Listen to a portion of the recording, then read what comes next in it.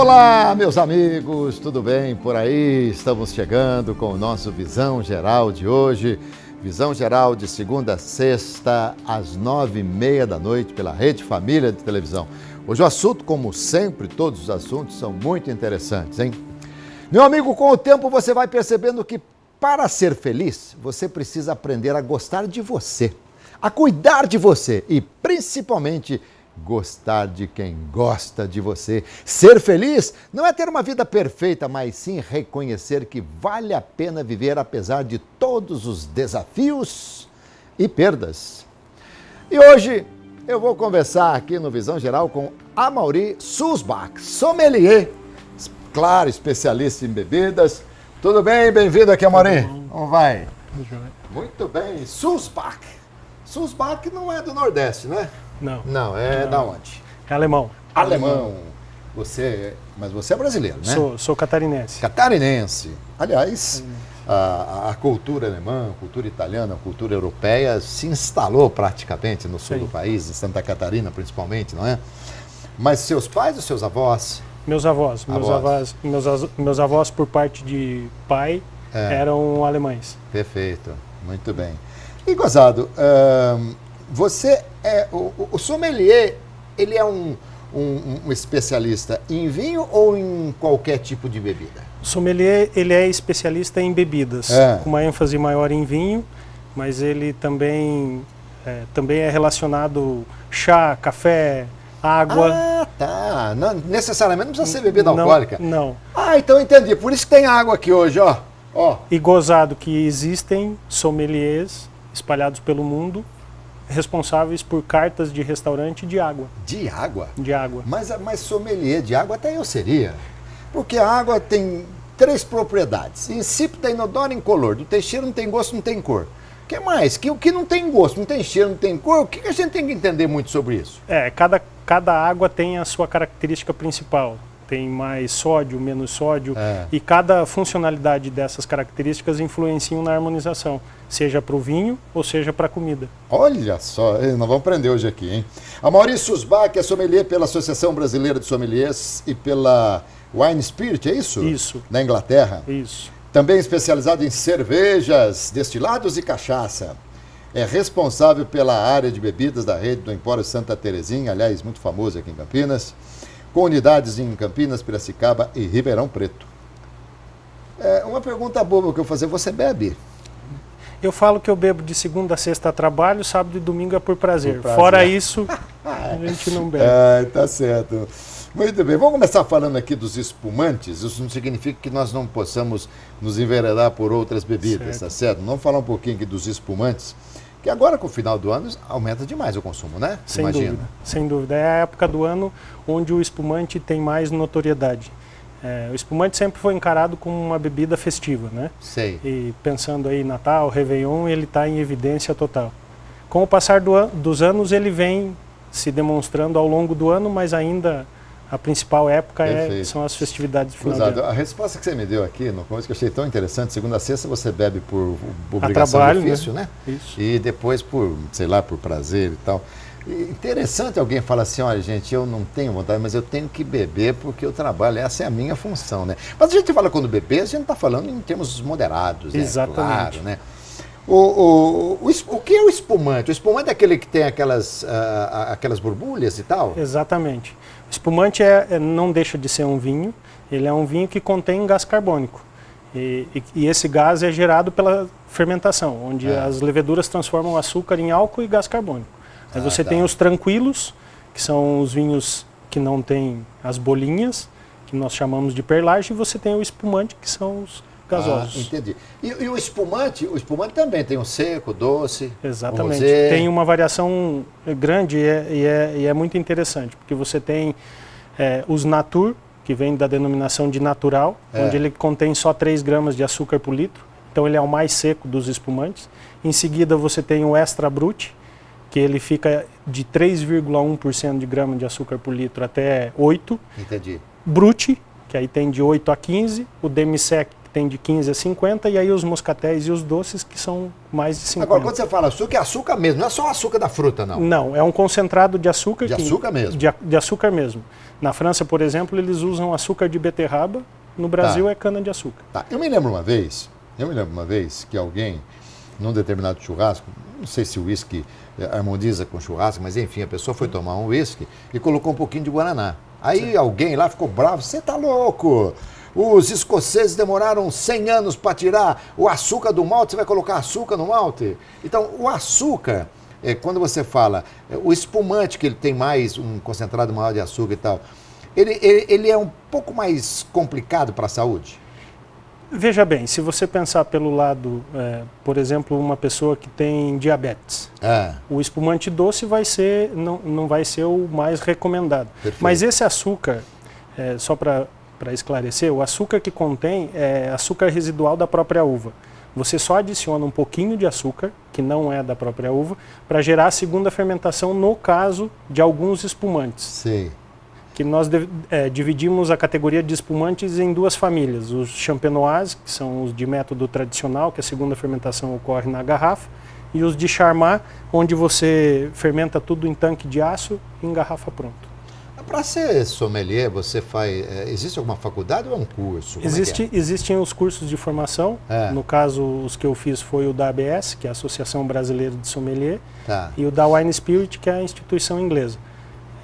É um curso preparatório onde aborda vários assuntos. Produção, processo de vinificação, a diferença de um terroir, de uma região ou de outra, de uma nacionalidade ou de outra, de uma variedade ou de outra. O serviço à mesa, onde você compõe o serviço do vinho com a harmonização. E aí isso envolve... é o sommelier que faz, né? Isso é o sommelier que faz. Tá.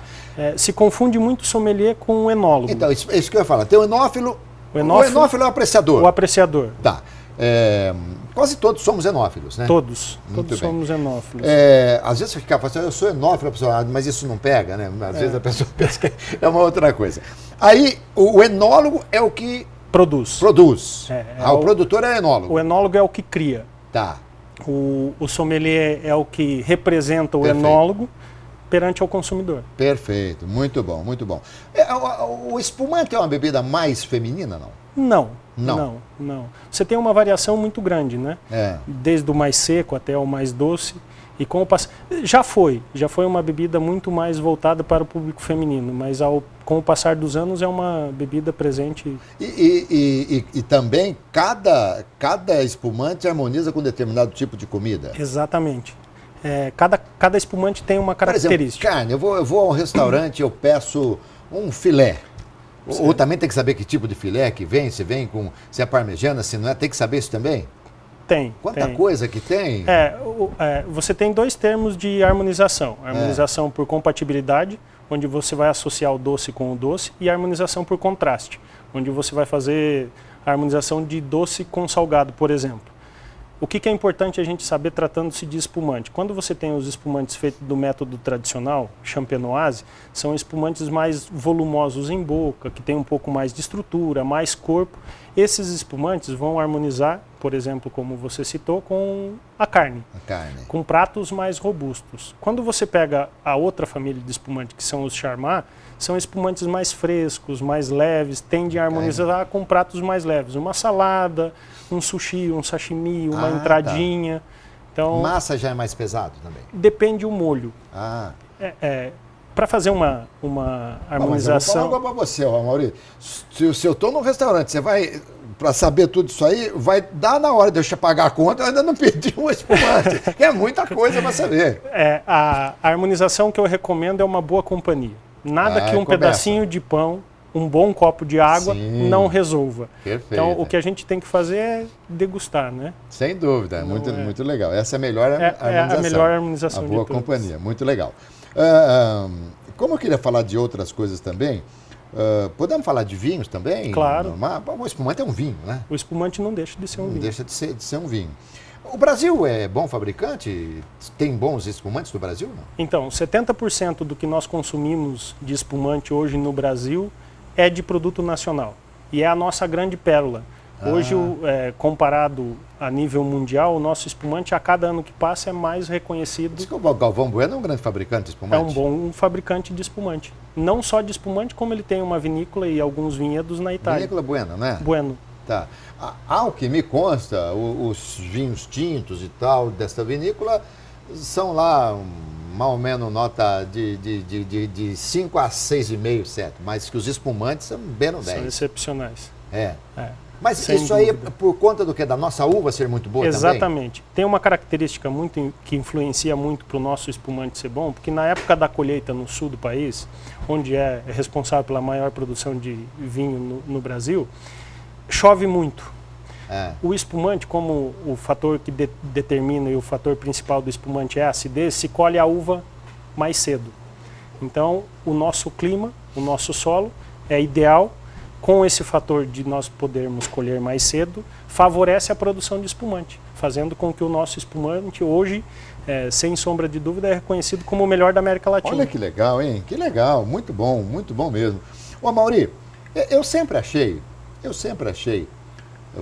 como eu disse há pouco a você, acho que até fora do ar, eu não entendo nada.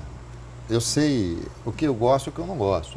Já houve época, por exemplo, em que eu tomava um determinado vinho, claro que sempre socialmente, num jantar, assim, e eu só tomava aquele vinho.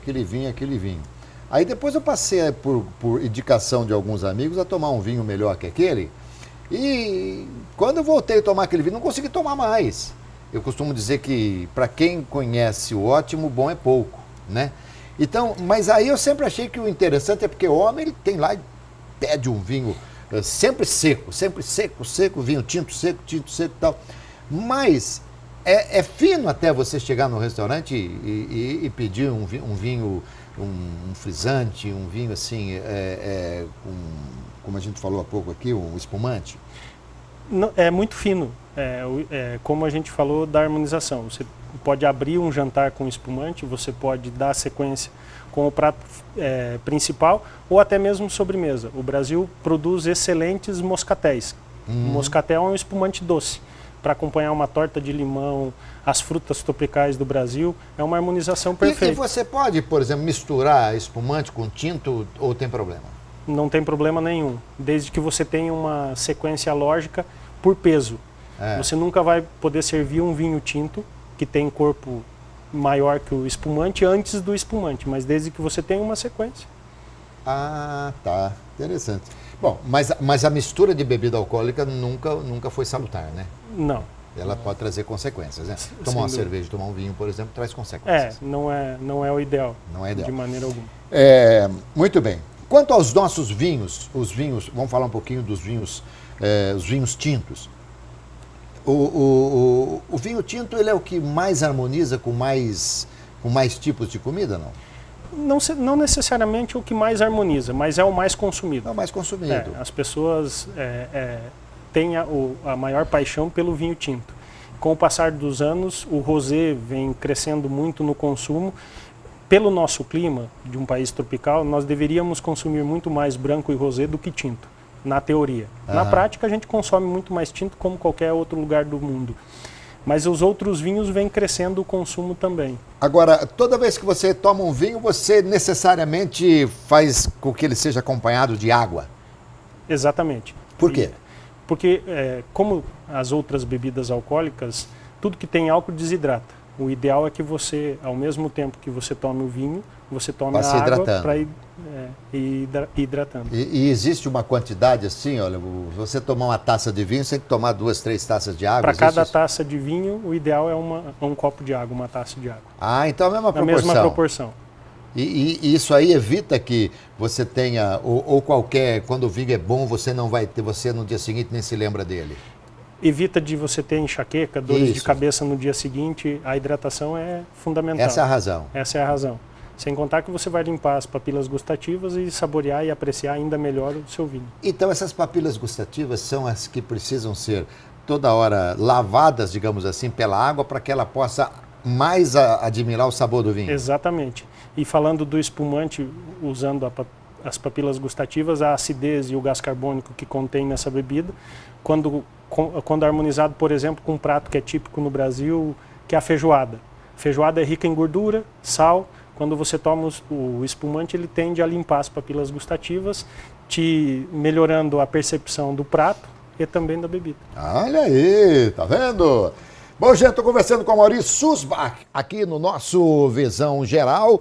Estamos falando, ele é sommelier, estamos falando de algumas bebidas alcoólicas e estamos falando sobre harmonização. Sobretudo agora que nós estamos chegando bem pertinho das festas de Natal, tá bom? A gente vai ao intervalo rapidinho e volta já, aguarde um instante só.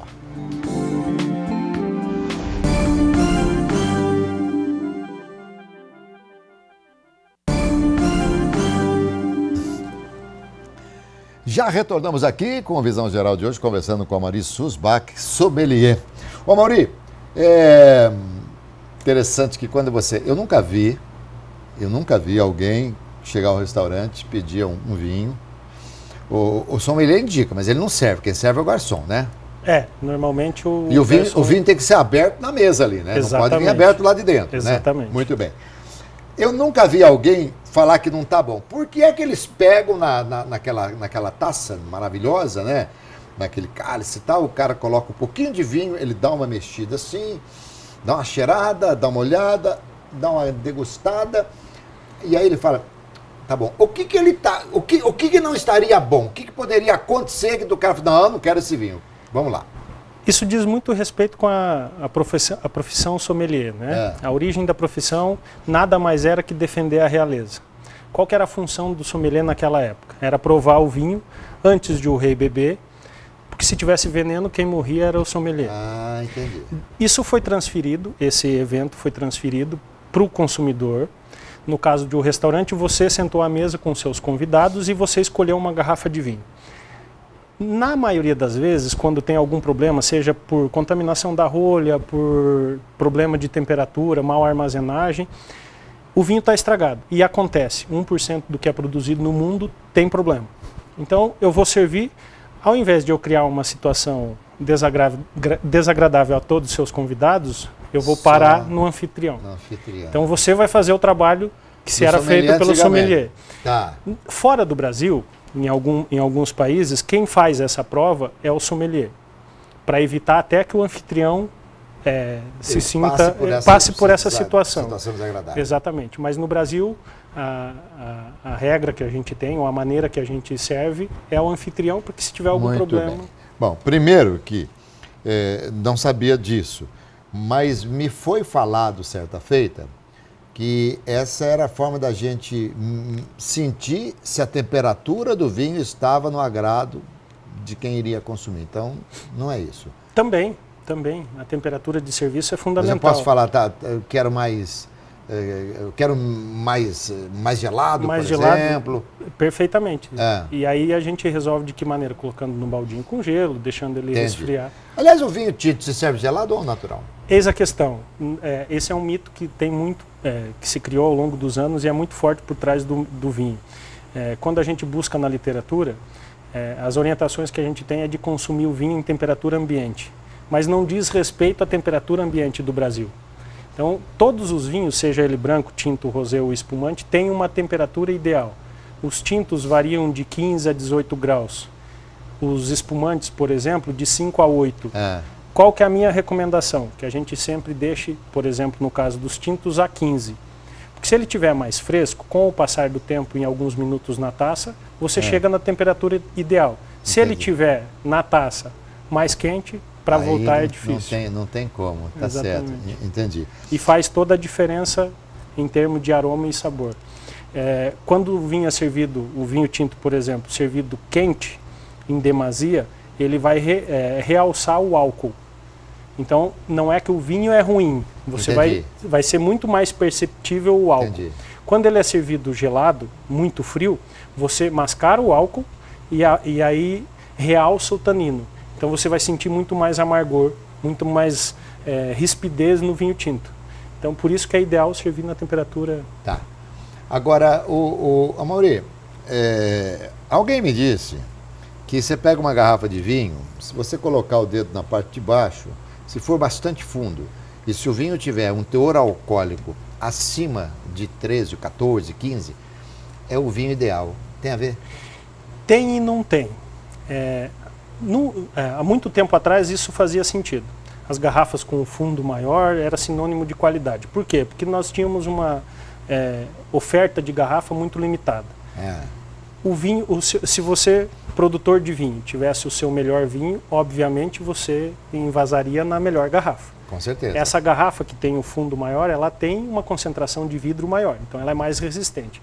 Porém, produtores, principalmente aqui da América do Sul, da Argentina e Chile, começaram a explorar a garrafa com sinônimo de qualidade.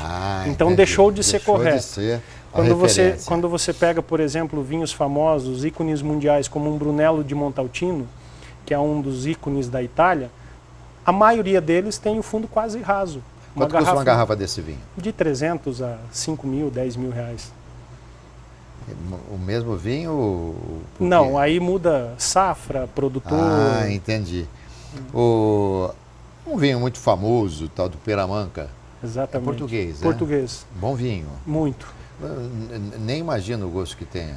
O Peramanca é produzido pela Fundação Eugênio de Almeida, Adega Cartucha. Mas hoje, Cartucha, né? Isso. Cartucha, muito bom nessa. Excelente. Eu diria que hoje uma garrafa de um Peramanca está em torno de uns 2,5? R$2.600. Mais ou menos. Isso. E, por exemplo, se você tiver com os olhos vendados, você toma um golinho, você sabe o vinho que é? Eis a questão. Claro, dá um zilhão de marcas de vinho no mundo. Certo. Mas, por exemplo, um Peramanca, um desses vinhos mais famosos assim, você identifica? Às cegas, vamos falar assim, quando colocado para mim, talvez eu até não decifre qual é ou descubra. Mas normalmente você vê a diferença de qualidade para um vinho mais simples. Tá. É a pergunta que mais me fazem na minha profissão. Mas esse vinho vale os R$2.500? Eu acho que tudo na vida vale a experiência de quem está consumindo. Quando você tem uma experiência mais vasta, uma bagagem maior, e isso é um fator positivo para o Brasil, que nós conseguimos trabalhar com vinhos de todas as nacionalidades. Eu acredito que isso para nós é um privilégio. Quando você tem anos de litragem, vai ser válido você investir um valor desse no vinho. Tudo depende do seu bolso também, depende da sua situação. Por exemplo, na Copa do Mundo da Coreia e do Japão em 2002, políticos brasileiros num restaurante japonês tomaram uma garrafa de vinho de $5 mil. Porque nós também estávamos pagando, né? Então, aí não...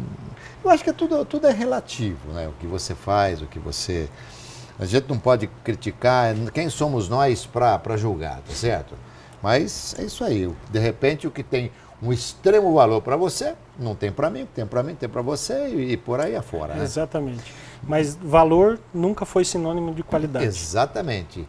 O que custa nem sempre é o que vale. Exatamente. E o que vale nem sempre é o que custa. É o que custa. Então, isso aí é uma brincadeira que eu faço, ao contrário do casamento, no mundo do vinho a gente tem que ser o mais infiel possível para poder provar todas as experiências que o mercado nos oferece. Né? Verdade.